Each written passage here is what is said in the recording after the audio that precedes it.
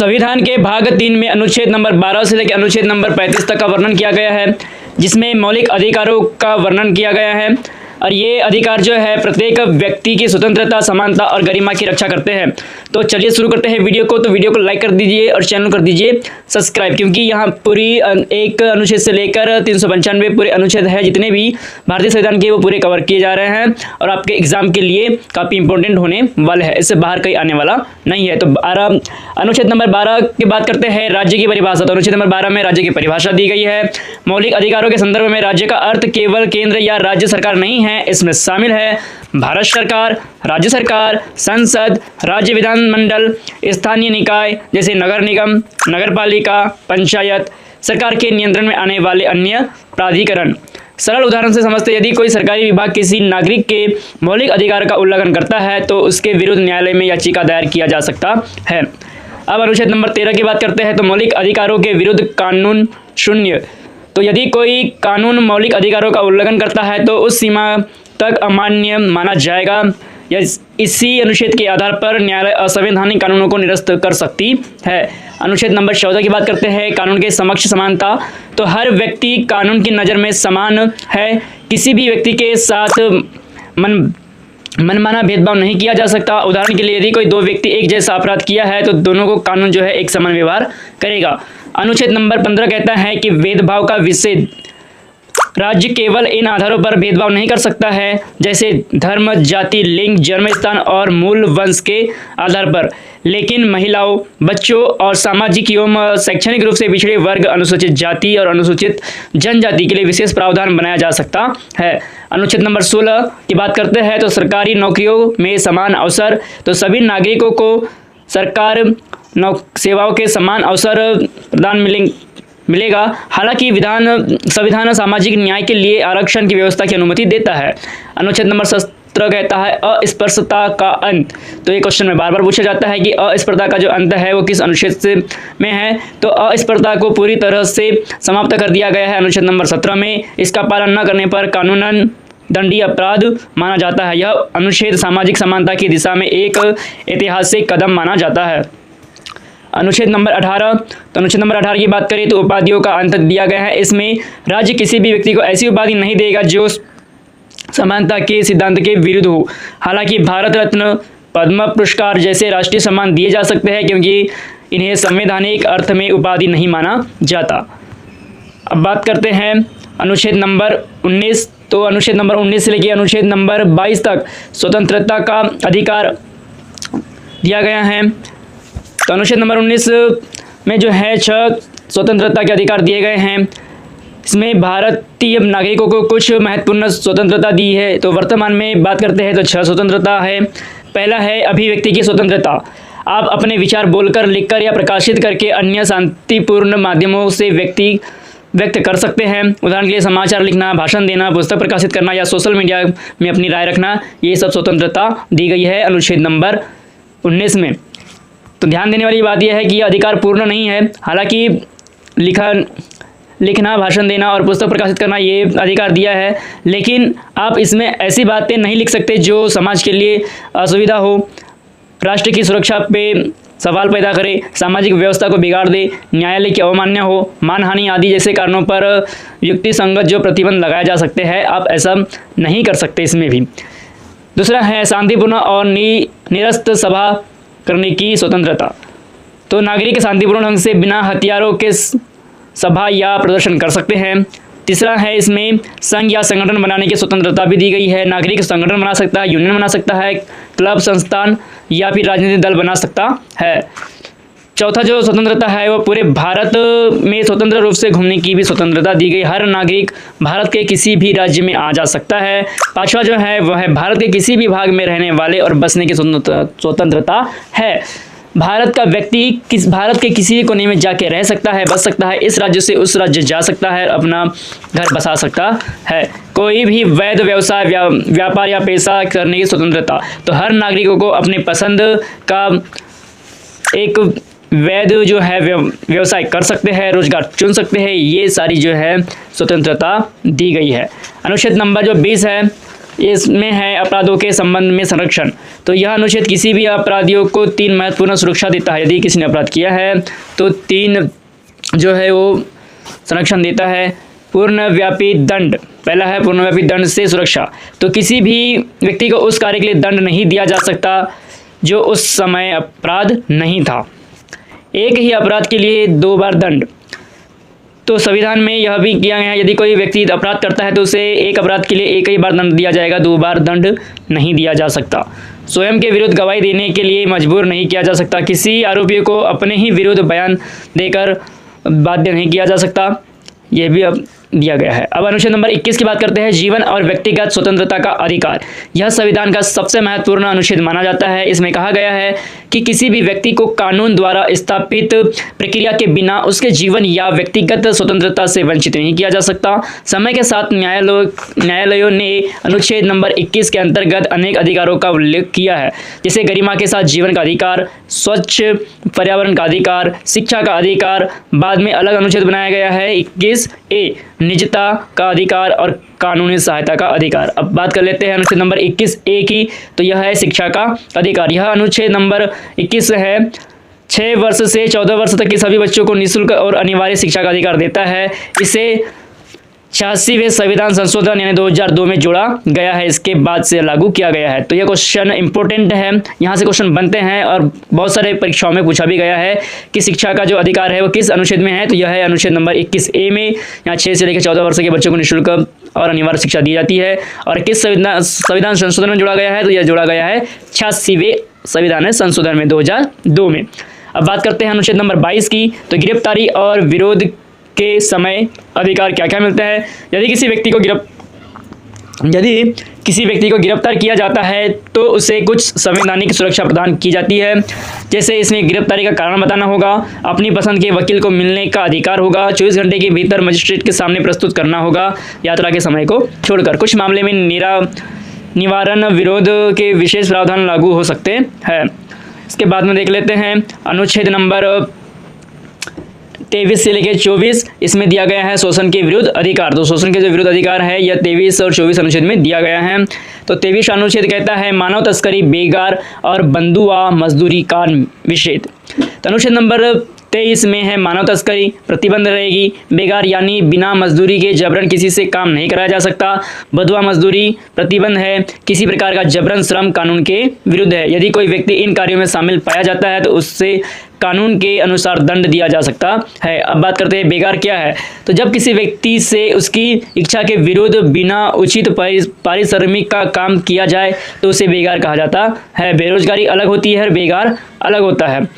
मानव तस्करी क्या है, तो यह जब किसी व्यक्ति की खरीद फरोख्त अवैध रूप से ले जाना या शोषण के उद्देश्य से उसका व्यापार किया जाए तो उसे मानव तस्करी कहते हैं। यह अनुच्छेद केवल भारतीय नागरिकों पर ही नहीं बल्कि भारत में रहने वाले सभी व्यक्तियों पर लागू होता है। अनुच्छेद नंबर 24 बाल श्रम का निषेध है। तो अनुच्छेद नंबर 24 के अनुसार जो है 14 वर्ष से कम वर्ष की जो आयु वाले जो बच्चे हैं उनको कारखानों और अन्य खतरनाक उद्योगों में काम पर नहीं लगाया जा सकता। इनका उद्देश्य बच्चों को शिक्षा, स्वास्थ्य और सुरक्षित बचपन उपलब्ध कराना है। उदाहरण के लिए जैसे पटाखा की फैक्ट्री हो गई, कोयला खान हो गया या रासायनिक कारखाने हो गए, इन स्थानों पर 14 वर्ष से कम वर्ष की आयु के बच्चों को काम कराना असंवैधानिक माना जाता है। अब शोषण के विरुद्ध अधिकार का महत्व क्या क्या है, तो इसमें मानव की गरिमा की रक्षा करना है, बंधुआ मजदूरी को समाप्त करना है, बच्चों का भविष्य को सुरक्षित रखना है और प्रत्येक व्यक्ति को सम्मानपूर्वक जीने का समान अवसर देता है। इसके बाद देखेंगे कि अनुच्छेद नंबर जो है 25 से लेकर 28, तो इसमें दिया गया है धर्म की स्वतंत्रता का अधिकार। तो संविधान का भाग नंबर 3 जिसमें 25 से 28 अनुच्छेद में धर्म की स्वतंत्रता का अधिकार के बारे में बताया गया है। अनुच्छेद नंबर 25 अंतःकरण की स्वतंत्रता तथा धर्म को मानने, पालन करने और प्रचार करने की स्वतंत्रता। तो अनुच्छेद नंबर 25 प्रत्येक व्यक्ति को निम्न अधिकार देते हैं, अपनी इच्छा से कोई भी धर्म मान सकता है, अपने धर्म का पालन करना, अपने धर्म का प्रचार करना, अपने अंतरात्मा के अनुसार धार्मिक विश्वास रखना, लेकिन यह अधिकार पूर्ण नहीं है। राज्य के निम्न कारण युक्ति संगत प्रतिबंध लगा सकता है। सार्वजनिक व्यवस्था, अब ऐसा नहीं कर सकते आपके धर्म के नाम पे सार्वजनिक स्थानों पर ही आप माहौल ख़राब कर दे या रोड पे ही आप मतलब कोई भी धर्म का प्रचार करना स्टार्ट कर दे, ताकि जिससे आने जाने वाले या यातायात पर कोई प्रभाव न पड़े। अनैतिकता, स्वास्थ्य का ध्यान और अन्य मौलिक अधिकारों की रक्षा भी होती है। यदि उदाहरण के लिए यदि किसी धार्मिक प्रथा से कानून व्यवस्था बिगड़ती है या लोगों के स्वास्थ्य को खतरा होता है तो सरकार उस पर प्रतिबंध लगा सकती है। अनुच्छेद नंबर 26 की बात करते हैं, धर्म संस्थाओं के प्रबंध की स्वतंत्रता।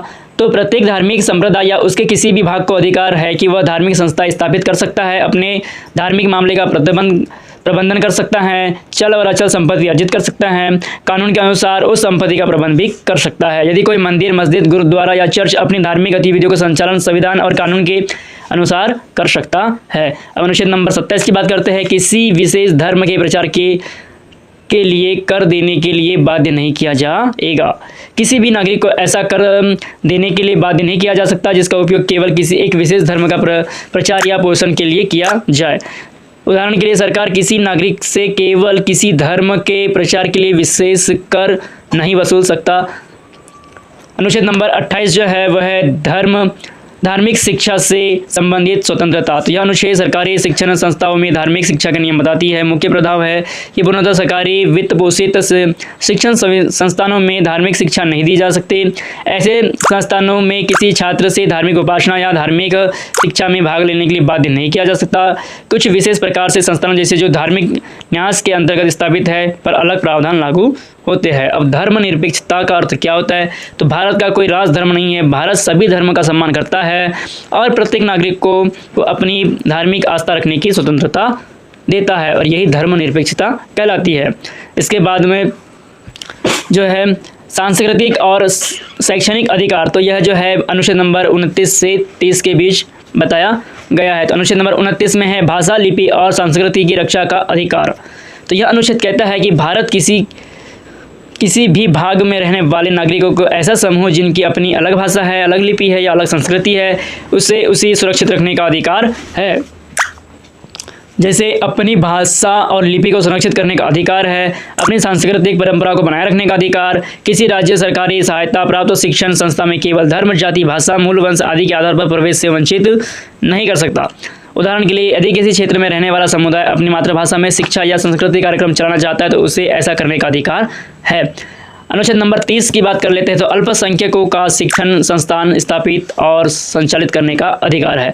तो यह अनुच्छेद धार्मिक और इस भाषाई अल्पसंख्यकों को विशेष अधिकार देता है। उन्हें अधिकार यह है कि अपनी शिक्षण संस्था स्थापित कर सकता है, उसका प्रबंध स्वयं कर सकता है, अपनी भाषा और संस्कृति के संरक्षण के लिए विद्यालय या महाविद्यालय चला सकता है। सरकारी सहायता की बात कर ली जाए तो यदि सरकार शिक्षण संस्था को सहायता देती है तो केवल इस आधार पर कि संस्था किसी अल्पसंख्यक समुदाय द्वारा संचालित है उसे सहायता देने से इनकार नहीं किया जा सकता। अब अनुच्छेद नंबर 29 और 30 का महत्व समझते हैं। तो इन अनुच्छेदों का जो है वह उद्देश्य है कि भारत की सांस्कृतिक विविधता की रक्षा करना, भाषाई और धार्मिक अल्पसंख्यकों के अधिकारों के संरक्षण करना, सभी समुदाय को अपनी पहचान बनाए रखने का अवसर देना और शिक्षा के माध्यम से संस्कृति और परंपराओं को सुरक्षित रखना भी इसका उद्देश्य है। अब बात कर लेते हैं संवैधानिक उपचारों का अधिकार। तो ये अनुच्छेद नंबर 32 से लेकर अनुच्छेद नंबर 35 में इसका वर्णन किया गया है। तो अनुच्छेद नंबर जो 32 है उसे भारतीय संविधान का हृदय और आत्मा कहा गया है। तो अनुच्छेद नंबर 32 कहता है संवैधानिक उपचार का अधिकार। तो यदि किसी व्यक्ति के मौलिक अधिकारों का उल्लंघन होता है तो वह सीधे सुप्रीम कोर्ट ऑफ इंडिया जा सकता है। सर्वोच्च न्यायालय मौलिक अधिकारों की रक्षा के लिए आदेश जारी कर सकता है। इसके लिए 5 रीट की व्यवस्था की गई है। पहली जो है हैबियस कॉर्पस। अब इसका अर्थ क्या होता है? तो इसका अर्थ होता है शरीर को न्यायालय के सामने प्रस्तुत करो। यदि किसी व्यक्ति को अवैध रूप से हिरासत में रखा गया तो न्यायालय उसे तुरंत प्रस्तुत करने का आदेश दे सकता है। उदाहरण के लिए किसी व्यक्ति को बिना कानूनी आधार के बंद कर लिया गया हो। अब दूसरा जो है रीट है वह है मंडामस। इसका अर्थ होता है कर्तव्य का पालन करो। जब कोई सरकारी अधिकारी या सार्वजनिक संस्था अपने वैधानिक कर्तव्य नहीं निभाती तो न्यायालय उसे अपना कर्तव्य पूरा करने का आदेश देता है। तीसरी जो रीड है वह है प्रोहिबिशन। जब कोई अधीनस्थ न्यायालय या न्यायपालिका अपने अधिकार क्षेत्र से बाहर जाकर कार्य कर रहा है तो उच्च न्यायालय या सर्वोच्च न्यायालय उसे रोक सकता है। 5वीं जो रीट है वो है सर्टियोरारी। यदि किसी अधीनस्थ न्यायालय ने अपने अधिकार क्षेत्र से बाहर जाकर आदेश पारित किया है तो उच्च न्यायालय और सर्वोच्च न्यायालय उसे आदेश देकर निरस्त भी कर सकता है। और अंतिम जो रीट है वह है क्यो वारेंटो। इसका अर्थ होता है किस अधिकार से। यदि कोई व्यक्ति किसी सार्वजनिक पद पर अवैध रूप से बैठा है तो न्यायालय उससे पूछ सकता है कि वह किस अधिकार से उस पद पर है।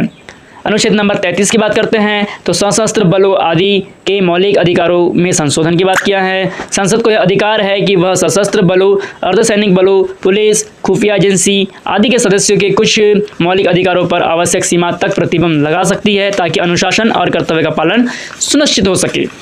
अनुच्छेद नंबर 34 की बात करते हैं तो मार्शल लॉ के समय अधिकार। यदि किसी क्षेत्र की मार्शल लॉ यानी सैन्य शासन लागू किया जाता है तो संसद उस अवधि के दौरान किए गए कार्यों के संबंध में विशेष कानून बना सकती है। अब अंत में पढ़ते हैं अनुच्छेद नंबर 35। तो संसद की विशेष विधायी की शक्ति के बारे में वर्णन किया गया है। कुछ विषयों पर कानून बनाने का अधिकार केवल संसद को ही है, जैसे अनुच्छेद नंबर 16(3), अनुच्छेद नंबर 32, अनुच्छेद नंबर 33 और अनुच्छेद नंबर 34। इन विषयों पर राज्य विधानमंडल कानून नहीं बना सकते। तो ये थे मौलिक अधिकारों के बारे में हमने पढ़े आज संविधान का भाग नंबर 3 अनुच्छेद नंबर 12 से लेकर अनुच्छेद नंबर 35 तक। तो मिलेंगे अगले वीडियो में भाग नंबर 4 के साथ। तो तब तक के लिए जय हिंद। और आप वीडियो को लाइक कर दीजिए और चैनल को कर दीजिए सब्सक्राइब।